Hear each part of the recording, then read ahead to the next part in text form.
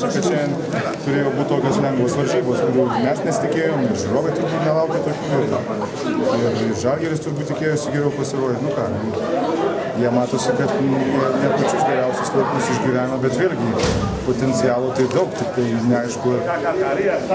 Man irgi sunku šnekėti, nes nežinau, kaip jie ten dirba kasdieniam darbe, o kasdienis darbas tai yra viso, kaip sakant, mūsų profesijos esmė, kaip bet kurioj profesijoj, ne?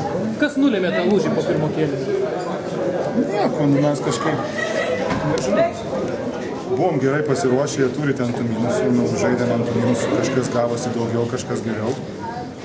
Nusakau, 15 tūkstančių gerokai išėjusių lietuvaičių taip laimėtų tikrai nesakėjau. Pats įėjot bendram kėlinyje, įvyko lūžis, taip sutapo, ar kaip savo žaidimą? Nieko gero, nieko blogo, nežinau.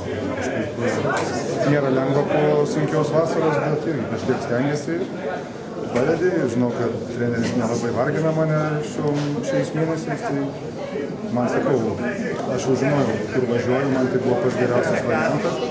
Grįžti Benznaikose, ypač dėl trenerio, nes labai patinka su juo dirbti. Viskas, aš negaliu žinoti. Kai taip nesiseka pastoviai, yra labai sunku, kaip sakant, prisiversti, aš jo suprantu, bet